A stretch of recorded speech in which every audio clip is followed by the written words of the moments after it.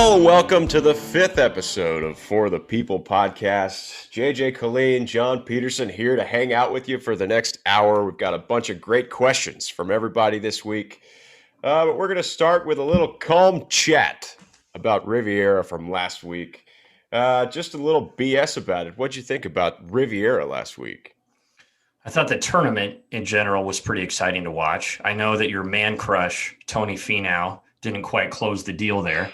That hurts your soul because you and so many other people basically put $100 on him or whatever to win outright every single week. And the dude just, for some reason, doesn't do it. He's obviously nails all the way until that, I don't know, first position, I guess. But course is cool, really fun, historic club, a lot of chatter.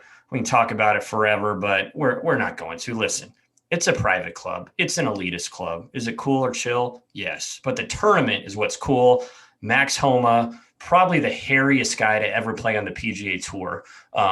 He might have been known for that with only one win. Now he has 2 wins. So I don't know if he'll be known as the hairiest guy to ever play again. But I was looking at him. And Max is super awesome guy. But his neck beard was fierce and his chest hair was fierce. And there was probably only 2 inches of separation between the two. And I was thinking in my head, the most savage move ever would be to grow the chest hair into the neck beard. And it's just like this Neanderthal looking situation.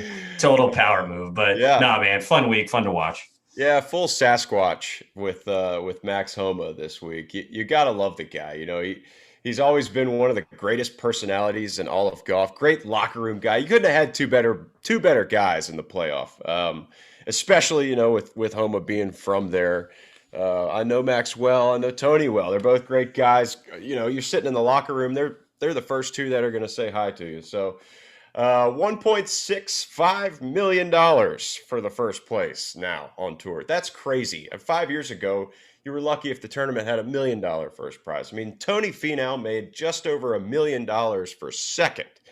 That is unbelievable to me. The purses are humongous out there, even though they're going to have to give 13% back to that corrupt state of California. Yeah. A lot of people probably don't know that. You're paying state income tax in every single state you quote unquote work for, or work in, I should say.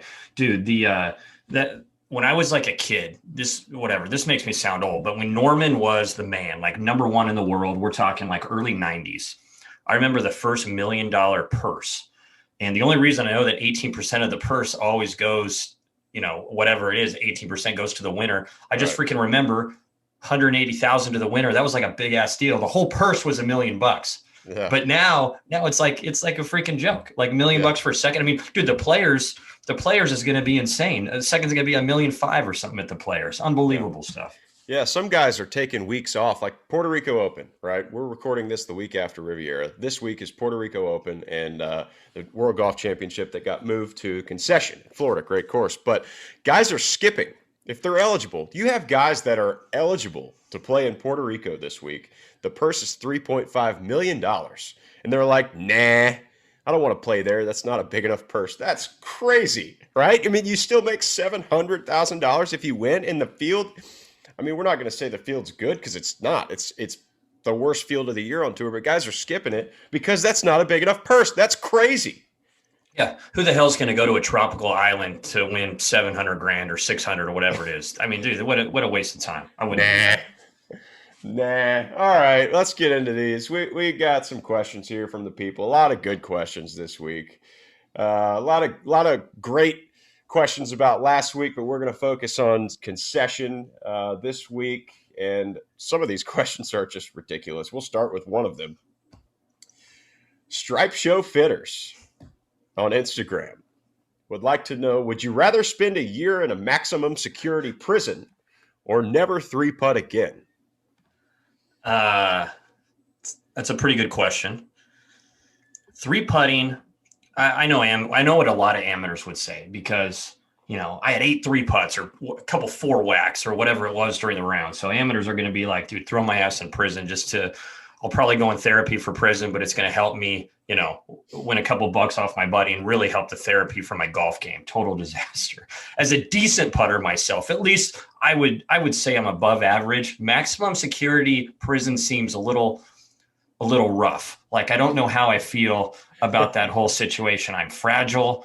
I don't know how I'd hold up in a gang situation. It just seems not ideal for me. But then I think about it for a second and I'm like, man, I could go ham, basically get aggressive on every single putt forever. Monday shooters probably be in pretty good shape. Right. Tournaments probably in pretty good shape. I barely hit the green on a par 5. No, I got an auto birdie. Feels pretty good. So right now for me, just because I have family and kids or whatever, I'd want to avoid prison at this point. But if I was young and single, I'd say throw my ass in the slammer, dude. Yeah, I'm in the same boat. 10 years ago, I would say, yeah, let me go full Shawshank Redemption style here and try to be the librarian for a year in a maximum security prison, right? And go just try to avoid all conflict, which would not happen, right? You would end up being someone's bitch and you'd be in trouble, right? You'd be in trouble. But 10 years ago, right at the beginning of my professional career, I would have taken that. If I'd have had no 3 putts for the last 10 years, I'd probably have like 17 majors right now. So, yeah, I think it's a timeline thing. I think now I've got 3 kids and a wife. She probably wouldn't appreciate it if I was gone in maximum security prison for a year. So, right now, nah. But 10 years ago, yeah, absolutely. Put me in full Shawshank mode and I will never 3-putt again. It'd be like, you know what it'd be like? It'd be like right when COVID happened. And for some reason, golf course owners thought that you were going to get COVID from the flagstick, right? So you couldn't touch it. So everybody, there's one video of that dude just beaming 50 footers at the flagstick, right? He shot like 58. That's the kind of confidence you'd have if you ended up surviving your maximum security sentence for a year. Now, for sure, dude. It's like, I mean, I'd be a little nervous. I mean, I definitely don't want to hyperventilate every time I'm taking a shower or anything like that. Like, just thinking about that is questionable. But if I'm going to maximum security with other dudes that chose this penalty, that's one thing. If I'm going with guys that are there for a particular reason, I'm definitely out on this, especially at this point in my life. So without a doubt, I'm going to just 3-putt every now and again now. Well, guys that drive Raptors should have no fear of a maximum security prison, right? I mean, that's why you drive a butthole truck like that. Why do we talk about this shit in every goddamn episode? It's so annoying. Oh my God. I mean, it's a great, it's an amazing truck. All right, next freaking question. All right, you want the next one? I'll give you the next one. The craziest person you've ever been paired with. This could be professional, amateur, junior, whatever.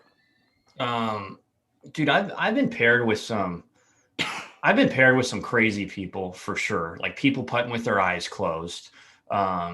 People with practice swing diarrhea that are just like circling around the ball before they hit.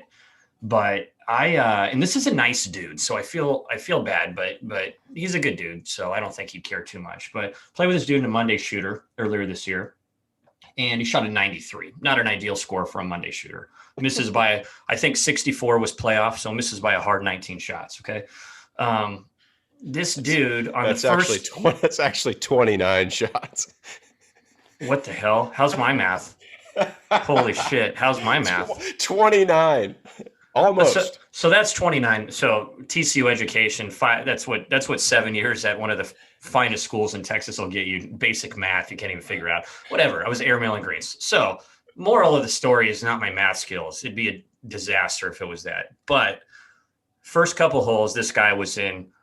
I think we both bogeyed the first hole, and I was like, God dang it, I'm out of this thing already. Total psychopath and a Monday shooter. Next hole, the dude loses 2 balls. We're playing Briggs Ranch, fairly wide open track. However, you can hit potentially a foul ball. He hits 2, makes like a hard triple with just this amazing like 40-footer. So I'm like, oh, shit. Next hole, par 3 bogey. Anyway, by this time, I'm just like, I got my blinders on. I'm just so pissed. It's so hot. COVID rules. There was no bottled water. I was like going to drink whatever the hand sanitizer every other green.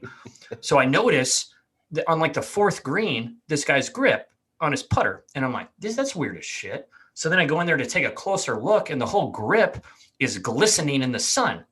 And I'm like, this is bizarre. Like, what is happening? And I get up there and it's not a grip at all. He's just holding on to the shaft. That's why this thing is glistening in the sun. It doesn't even have a grip. And I'm like, bro, can I see that? I'm like, I gotta, maybe it's a goddamn magic show and it's like, I'm hallucinating because it's heat index of 156. Dude goes, I go, where's your grip? He's like, I just like the feel of it with no grip. I'm like, don't your hands like engulf each other like around this thing? Like, how the hell can you? I mean, isn't that shaft hot? It's like 800 degrees. The shaft is sweltering hot. Well, the dude's like, no, just that, it is what it is. So whatever. We finished this thing. Dude doesn't have a grip, so I'm freaking out the whole time. And back nine, just looking for balls left and right, left and right. I mean, dude, I was finding a couple balls every other hole, and I was like, hey, here's a couple extra ones I found in the bushes. Got through it, finished. Can't teach heart such a scenario, but I would say that freaked me out really more than anything. Yeah, he got in your head for sure. He was in your dome. That sounds like a perfect guest for the For the People podcast to me. I mean, that guy. Do you remember his name? I mean, probably not. No, I can look it up. But the best part about it is he came over for the qualifier in San Antonio, which is not super easy to get to from Hawaii. So made a trip. Yeah, this isn't like cruise down from Austin because it was relatively close. I paid the $450 from Hawaii to just go through a few Monday shooters and see what happens. He's probably some like rich Samoan heir to billions of dollars that's just flying around shooting 93s in Monday qualifiers. Hell of a nice dude. I'd party with him any day. All right. What's yours, Petey? Give us yours, homie. Mine's going to be first I have to backstory this a little bit here. I had played with this guy a couple times before I realized how big of a psychopath he was. And I didn't see it in the first two times I played with him. That's possibly because I was my own psychopath at 23 years old as well. So when you're a psychopath, you don't really notice the psycho in other people, I guess. But man, I got a little older, and the third or fourth time I played with Jeff Overton. Unbelievable. Like I've never seen anybody take a rip at it harder than when they actually want to hit the ball in their practice swing. He stands over this thing, right? He's one of those guys that will go right up to the ball, and everybody's seen him, right? He's disappeared. He's like Anthony Kim situation. He's a ghost now. No one's seen him. But back then, this was 7 or 8 years ago, my rookie year on tour.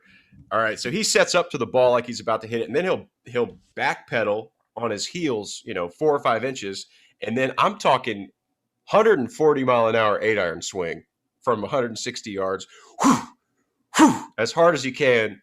And then he'll set up to the ball and just smooth this little like 2-finger queefing 8-iron out there.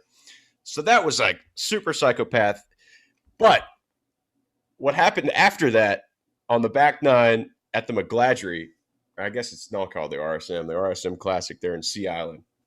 So he's taking these full swat practice swings at 160 miles an hour all day. And I'm just looking at him like, man, he's made a few bogeys. You could tell that the blood's starting to boil a little bit. And he's not one of those guys that can let go of a hole very easily. And neither have I. I've not been one of those guys either over my career, but this was all time. So I think he turns it like 1 or 2 over, and he's got to make, 4 or 5 birdies on the back nine to make the cut. He makes another bogey on 10. And then on 11 at Seaside, it's this like straightaway par 4. Goes into the bays, like behind it, the water's behind it. There's like shit left and right. Hits it in the shit. Immediately throws his driver on the ground and starts cussing at the sun for being out. Like looking up at the sky and dog cussing the sun for being out. And like, there's a bunch of people around. My parents are there. And there's like looking around like, what is the world is this guy's issue? He's so mad that he is dog cussing the sun for being out that day. After that, I was like, well, golly, I don't really know what to say to this guy. I'm glad the sun's out. He's not. I've got plenty of sunscreen on. Maybe he forgot his sunscreen. I don't know. I shook his hand at the end, and I haven't seen him since. I don't know what happened to Jeff Overton.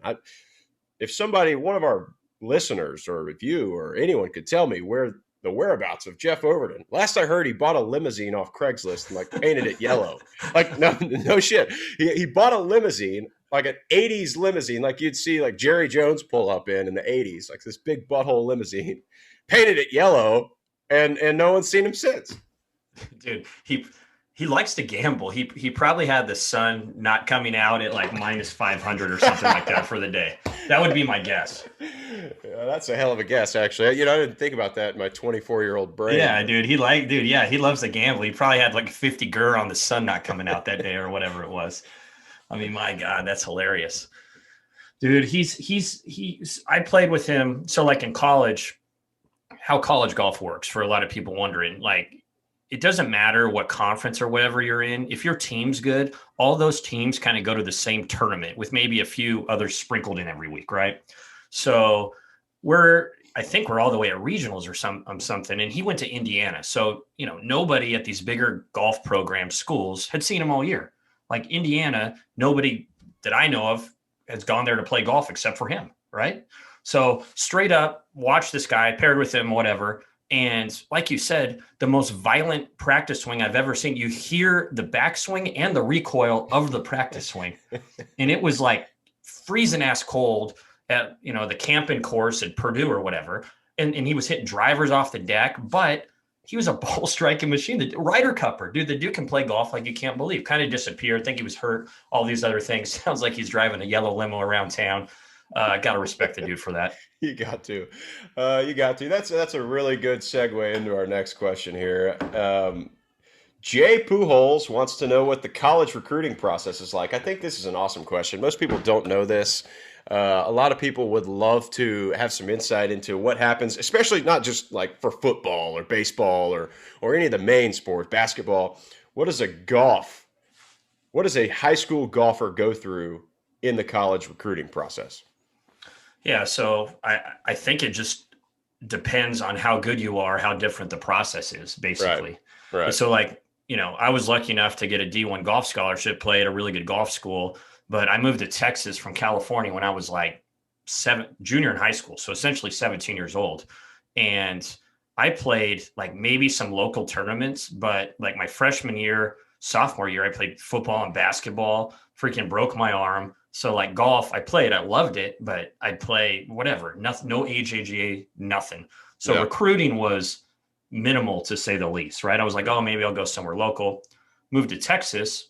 Well, sports, although California's got a bunch of good athletes, golf in Texas, high school, they're playing it all year long, dude. There are tournaments all year. Right. So I was like, I wasn't playing football. I wasn't playing basketball anymore after I broke my arm in half. And I'm like, it was the best thing ever. I played golf every day. So in San Diego, California, where I grew up, I played 10 times as much golf in Lubbock, Texas throughout the year, got way better. That doesn't seem like it would make sense. No, right? No, it doesn't make sense. Yeah. San Diego is like, with traffic, 45 minutes to the course, all these other things, playing other sports. Texas, like we had like 5 courses in Lubbock here that were within like 5 minutes of my house. And every day at school, I don't know if they just like don't care about school here or what, but I got out at 1:00, I think my junior year, and 11:00 my freaking senior year. And I was like a goddamn touring pro already. I was playing golf 36 holes a day, every single day. Like our team was good. We won the state championship. We won everything else. That just shows you guys, if you want your kid really, really good, they just got to get out of school 11 every day. So yeah, all of a sudden I went from like, whatever, hopefully getting into some college that would allow me for half-ass grades or something to getting a scholarship to a hell of a golf program. Yeah. So what did they care about at TCU? Like what did Montague bring you on an official visit to a football game? Did you do an unofficial? I think they want to know like more of who courted you. Like where did you take visits? So for me, at Texas Tech here, Coach Sands, hell of a nice coach. I know Great you know guy. him pretty well. The best. Yeah. He's the best. He's awesome. Unbelievable program they have here. He actually went to TCU, and he was the assistant here at Tech. And the guy here, for some reason, didn't want me to play golf there. I don't know why, but he didn't. Whatever. His mistake. He could have had a local legend. So Sands, there was a couple schools in the mix, not as big as TCU for golf. LSU at the time where you went, and they weren't good at golf at the time. Terrible. They were average at best. Yeah. They were looking for dudes, honestly, that could potentially shoot under par. But I was like, hey, D1, whatever, go Tigers, right? And then I think I got a full scholarship to Rice, which I would have filled out immediately of. Correct. Hardest D1 school ever. You can't even add up 94 and 64. I can't. So I'm a little bit of a weird situation. So I have Sands to thank for me actually going to TCU. He was like, hey, Montague, take a chance on this guy, whatever. Montague had a little bit of scholarship left. and I ended up going over there. You, I know, a lot higher recruited, things like that. So I didn't really have a ton of choices, but I always knew TCU was pretty cool, relatively close to home, and it all kind of worked out. Well, I think what, we can learn from your experience, like kids these days that are great at golf are only great at golf because that's all they know. Like you played football, baseball, basketball. I played all of those too until high school, right? And then my dad was like, "Hey, my dad went to Pascal here. My dad's from Fort Worth." He was like, "Hey, John, I played all of the sports through high school. I was good at all of them, but I wasn't great at one of them." So when I got to 8th grade into ninth grade, he made me pick one. I quit football, quit baseball, quit track, and he was like, "All right, golf it is." I was pretty good at those other ones, but there was no way I was playing football in college. There was no way I was playing baseball in college. I could have been a pretty good high school player, but my only real chance to play college sports was golf. And it was here in Fort Worth. I played Pecan Valley, Zebos, Meadowbrook, uh, Woodhaven. Those were the places that we played here at Pascal and practiced every day. I mean, I know Pecan Valley better than the head pro of Pecan Valley does right now. But my recruiting process was different. Yeah, I mean, I did play. I was a golfer. That's what I did. I spent all my time trying to get better at golf. And when you spend your time focusing on one thing and doing everything in your power to get there and be the best, like you're able to put all your resources into it. So I got to be a pretty good golfer in high school. Got to be pretty good. Um, I I think I was, yeah. Actually, I know I was the best recruit in Texas for 2007. Not bragging, just facts here, facts only. Subtle brag. Uh, but I ended up being the best recruit at Texas. I wanted to go to TCU. Most people don't know this. I wanted to go to TCU. Montegill never sent me a letter. Never had any correspondence with me at all. I'd see him at tournaments. I'd say, "Hey, coach, how you doing?" Like trying to suck up to him to, I want to go to TCU. I drove past it every day to Pascal. I wanted to go to TCU and never heard anything from him. And so anyway, it came down to Texas, Oklahoma State, Texas Tech, and LSU for me. And I visited all of them. Oklahoma State, obviously, my letter, I have my letter right here. It says, guys on your team would be Trent Leon, Kevin Tway, Morgan Hoffman, Peter Uline, Ricky Fowler. And then at the bottom it said, obviously you'd play behind these guys, but after a few years, you might make the team. So they were out, right? I mean, I only got books. They only offered me a book scholarship anyway, but it was cool to go to, visit Oklahoma State. I met Coach Gundy in the football stadium. But then it came down to LSU, Texas Tech, and Texas. Texas was out because I would rather go to St. Edwards in Austin than Texas. I just don't like the Texas attitude from Texas people, and I didn't like it in high school either. So Texas was out, and it came down to Texas Tech and LSU. And I visited Texas Tech with Coach Sands and Marty McCauley. I don't know if you remember Marty McCauley, and Chuck Winstead and Shane Warren at LSU. LSU was a terrible program back then. I don't even know if we were top 100 in the country playing in the SEC. I mean, just getting steamrolled by everybody at every tournament. It was Chuck Winstead's first year as head coach. They had just fired the previous coach, so Chuck was looking to rebuild. And Chuck was my swing coach when we lived in Baton Rouge. So I had a lot of history with Chuck. He basically taught me how to play golf when I was a young kid. Then we moved back to Fort Worth. And so it came down to Texas Tech and LSU, and we went on my official visit to Tech. Drove to Lubbock from Fort Worth, me and my mom, and they put us up at, I guess it was like a Holiday Inn or something there in Lubbock. We woke up in the middle of the night, and there were 4 roaches on my mom's bed crawling all over her. So I didn't go to Texas Tech. That was it. That was literally it. They offered me a great scholarship. I think I had a 70% scholarship or something to Tech, but LSU was a full ride. I had the opportunity to build a program. I wasn't going to be a small fish in a big pond at LSU. I was going to be a big fish in a small pond. I could start right away. I was going to piss off all the seniors because this freshman comes in and plays right away. I was going to get starting time. And that's what happened. That's why I went to LSU. They gave me a full ride. We ended up, going from 90th in the country in our first year to like I think after my freshman year, we were 60 something, and then we just continued to improve. They win the national championship in 15, and Chuck Winstead is one of the best college coaches of all time at this point. God dang Holiday Inn in Lubbock, Texas, ruined the whole deal. It's It unbelievable. did. Yep. Sunk the ship. It's unbelievable. I thought you were going to say you woke up in the middle of the night and there was like a dirt storm or something. You couldn't see what was going on. But I was like, nah, he's tougher than that. I knew it had to be some sort of it was my animal mom, or dude. endangered species. Oh, yeah. Yeah, it was my mom. If that would have happened to me, I wouldn't have cared. But my mom was like, oh, my God, roaches are all over me. It's 2 a.m. I'm like, oh, we can't come here then. We're obviously not coming to Tech. That was it, dude. Yeah, I mean, the higher recruit, like the people that you mentioned, PD, like on that list at Oklahoma State that were ahead of you or you're going to play behind or whatever, that's easy recruiting. Like the big boy recruiting is kind of like Alabama for football. They're like, who do we not want, basically, right? It's that kind of deal.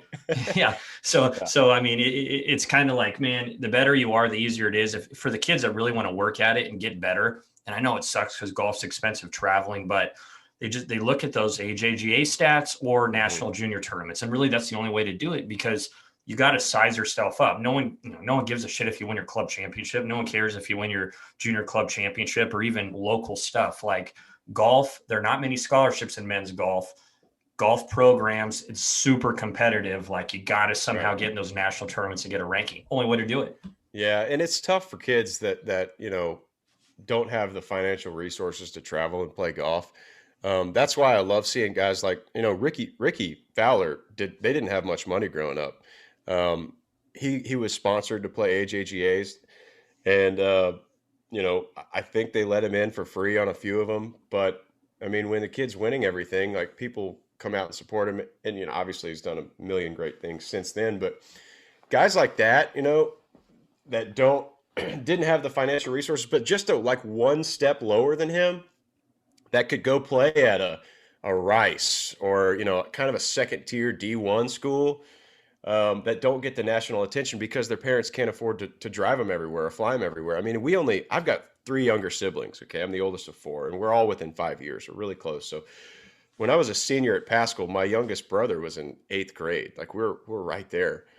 And, my parents got squeezed pretty good financially when we were in that age range because you got all these activities to pay for. 2 of them were in private school. Me and my youngest were still in public school, but a lot of these families can't afford to take maybe their talented kid to a golf tournament where they should, and maybe potentially get them a college scholarship. But, the UIL in Texas does a really good job of putting on golf tournaments for the public school system. And after we won state my junior year, that's when the offers really started coming in. And that had nothing to do with my parents' financial situation. That was just a UIL 5A Texas Public School Championship that did it for us.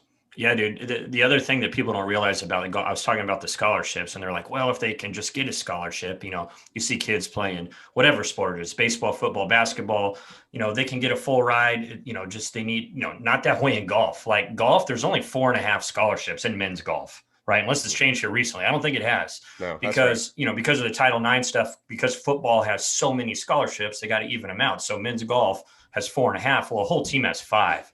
So basically you have 450% to like divvy up. So for someone to get a full scholarship, they're going to have to be totally nails in general. So even somebody that's pretty good, they might say, hey, we'll give you a 20% ride or whatever to play golf. Well, if it's a program that ends up being a private school or out of state or whatever, dude, it's still a shitload of money to play there. Yeah. And that's the difference between golf and other sports and scholarships. I mean, I looked the other day in TCU, just tuition and room and board, but $60,000 a year, dude.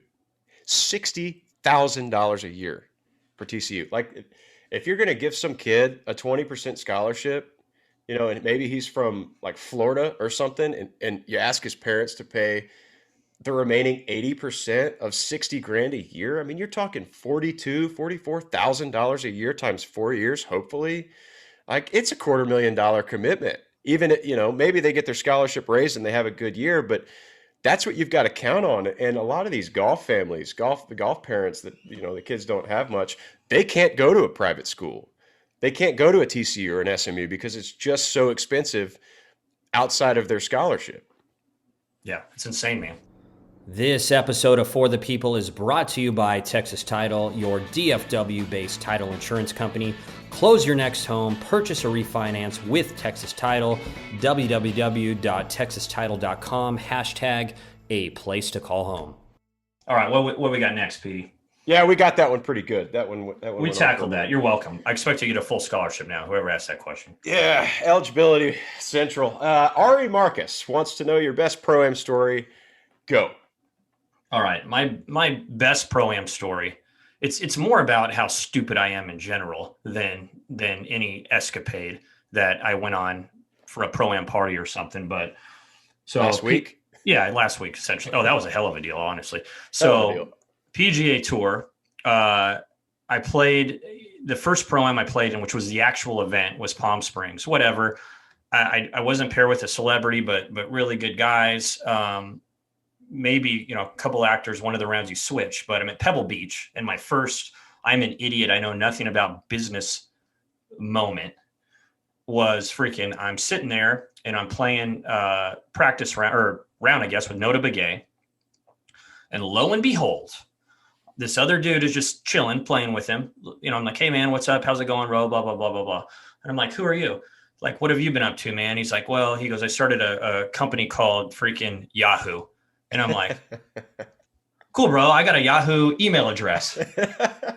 I'm just like, I play with freaking Jerry, bro. Like, I'm the biggest idiot, like, on the goddamn planet Earth. Like, I mean, that would have been a good business card to get. yeah, that would have been an ideal one. And I'm like, yeah, by about the end of the round, hey, bro, what do you do? Well, yeah, man, I started Yahoo. I was like, shit.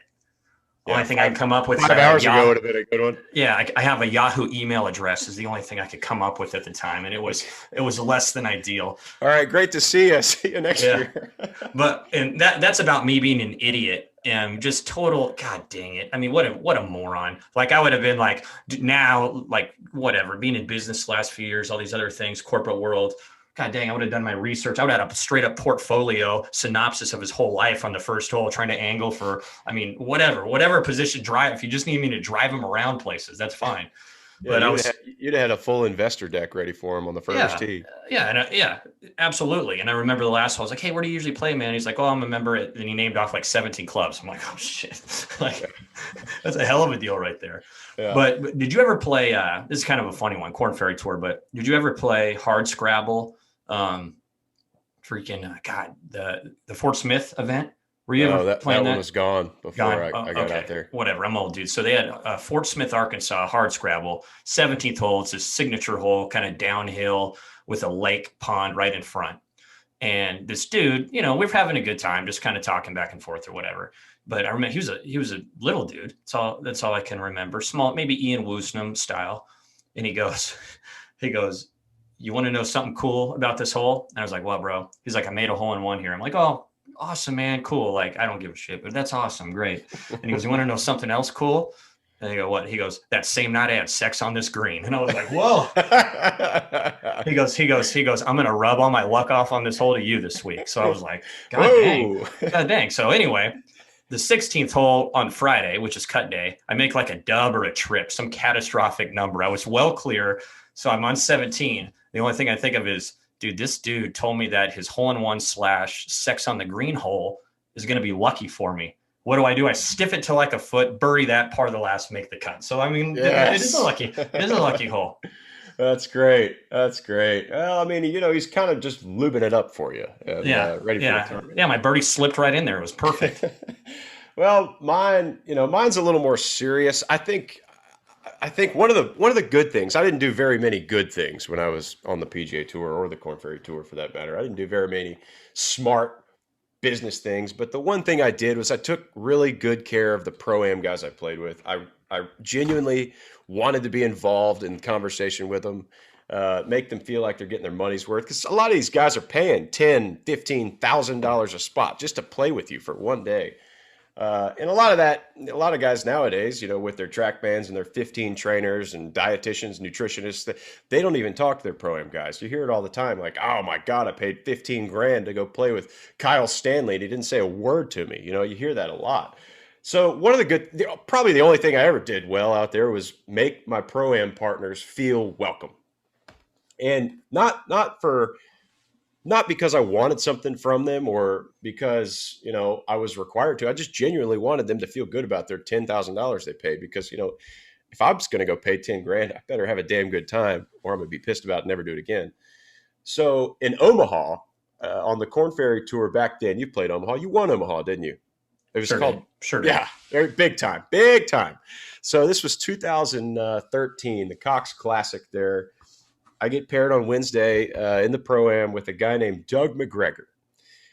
Doug McGregor was from Omaha, and, you know, I didn't know anything about Doug McGregor, but Doug had run a small PE firm, and they had invested in a company called Web Equity Solutions. And so me and Doug, you know, had a great time on Wednesday. I got his phone number. We had drinks that night later after dinner. I ended up finishing third in the tournament, lost by 1. Doug calls me the next week and say, "Hey, I want to do a deal with you."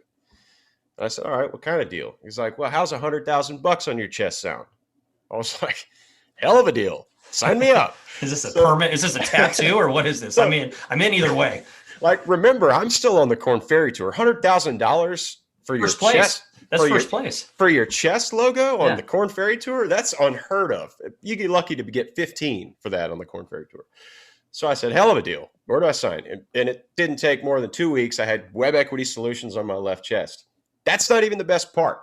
This goes on. I get my tour card. We go through the tour. He pays me 100 grand for like 3 years straight, right? And so eventually Web Equity gets sold to Moody's on Wall Street, the bond analyzing firm, Moody's Analytics. Moody's picks me up, puts it right here. So that Pro-Am day was worth $450,000 to me over 4 years. See, that's the kind of stuff. I wasn't out there trying to get it. I wasn't trying to like smooch this guy into giving me a deal. I just wanted him to have a good conversation with me and both of us play well. So it ended up being almost $500,000 to me in my pocket because I just made sure this guy had a good time. So after I lose my card in 17, Doug calls me. We don't have any, you know, at this point, we don't have any business dealings or anything. Doug calls me out of the blue, and I'm like, Doug McGregor. I haven't talked to him in a while. I was like, "Hey, Doug, how you doing?" He's like, "Hey, JP, you want to invest in our next deal?" Like right out of the gates. And I'm like, "Yeah, maybe. I mean, can you send me the deck?" So he sends me the deck. It ends up being this EHR, electronic health record service company out of Scottsdale. Can't give you a ton of information on it, but I invested with Doug 4 years ago in this deal, you know, and put a lot of my own capital in it. And 4 years down the road, he sends me an email last month. He was like, "Hey, we're getting this thing ready to sell this year, and it's going to be a nice multiple for you."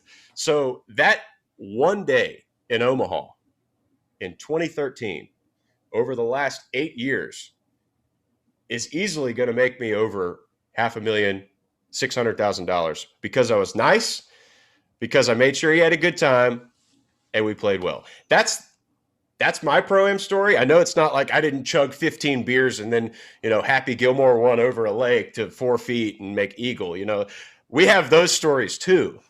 But this one I think is cool because most people don't understand the benefit of being great to those Pro-Am guys on a Wednesday.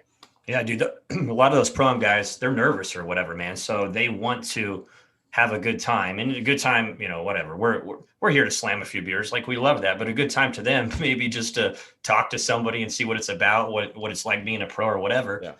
Hell of a deal, Petey. That was a hell of a deal for you. The most common question I got in a Pro-Am was either how do you put spin on the ball, or actually one guy was like, "Hey, how do you put that pro spin on the ball?" Like, that's what I say. I'm like, I'm putting that pro spin on the ball today. How far do you hit your 7-iron? You know, for some reason they wanted to know how far you hit your 7-iron. I was like, I don't know. I could blade it and probably hit it like 250 in Lubbock, but you know, normally like 170, 175. They always want to know how far your 7-iron goes. I don't. Hell of a deal. I couldn't figure it out. That's it, man. All right, here. I got another one for you, Petey. This is good. I like this. So this is Brian Whitinger right here. Okay. Best bang for your buck public course, Muni, public, whatever, that you've ever played. Okay. Muni public course that I've ever played. Muni or public. I guess they're different. Public. Yeah, I mean that's a tough one. I guess they are different. We'll go with public first. TPCs are considered public courses, right? I mean, aren't they? TPCs. Yeah, yeah, they Okay. are. So I got to go with Sawgrass. Got to go with Sawgrass. Bang If for your it's buck. How much if is it it's though? It's got to be 350 or whatever to play though. I don't know. I haven't paid for a round of golf in 15 Well, shit, years. I'm telling. The only I mean, reason I I have think no it's idea. expensive. Yeah, the only reason I think it's expensive is like I know because I was just in Scottsdale, whatever, a couple weeks ago, and some guys were like, "Oh, we're going to TPC Scottsdale." I'm like, "What did they charge you to play?" They're like 350 plus a caddy. I'm like, "Give me a goddamn Okay. break to All play right. Never that mind. to Yeah. play that place." However, I'm sure Sawgrass is like 347, so it could be a hell of a deal for those guys. Sawgrass way better course than TPC Scottsdale, by the way, not Way even better. close, hands down. Way How, better. how about local? How about like under $100 where you're no guys, potentially Fort Worth DFW. The public golf kind of sucks really in the DFW area, but Yeah. any place you've been under $100 or so, maybe you were a kid that you thought I could play this place every day. It's sick. Yeah. There's a place here. It's in Euless called Texas Star.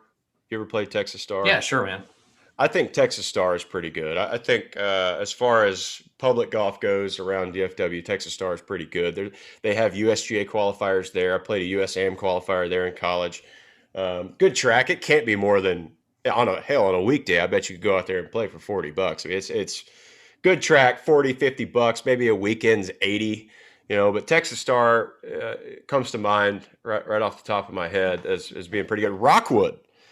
Rockwood, as far as a muni goes, Rockwood is incredible right here in Fort Worth, Texas. They redid it. They spent, I think the city spent, $4 or $5, $6 million on Rockwood in the last. They finished it 2 years ago. So Rockwood, TPC at the Rock. It's a muni, Fort Worth muni. It's only it's $40 or $50 on a weekend to play. They have guys, playing in jean shorts and wife beaters with carts that barely go 5 miles an hour with 4 cases of beer out there. It is a for the people golf course if there ever was one. Yeah, dude, that's what it's about. So a couple of mine, that I've every time, whatever, I'll travel, play with buddies if I know I'm in the town. We're playing munis most of the time, but Coronado Golf Course in San Diego, right over the bridge there. I don't know if you've ever been over to Coronado Island, right over the bridge there. Brian Smock. You ever play with Smocker before? Yeah, dude, he tweets at me. He used to Yeah. tweet at me a lot. I've never Yeah. played with him though. So he's got a hell of a deal. He runs that joint, and I think they have the first or second, like most rounds played in the United States every single year. Wow. So this place, $60 on the weekend. If you're a local, whatever, it's like 45 and, 45, 50, whatever, regular weekdays. And dude, you have like 9 holes with Ocean Bay views, downtown San Diego. It's short, always in perfect shape. Might be slow just because there's so many people, tourists playing it, but you get off early, do sweep.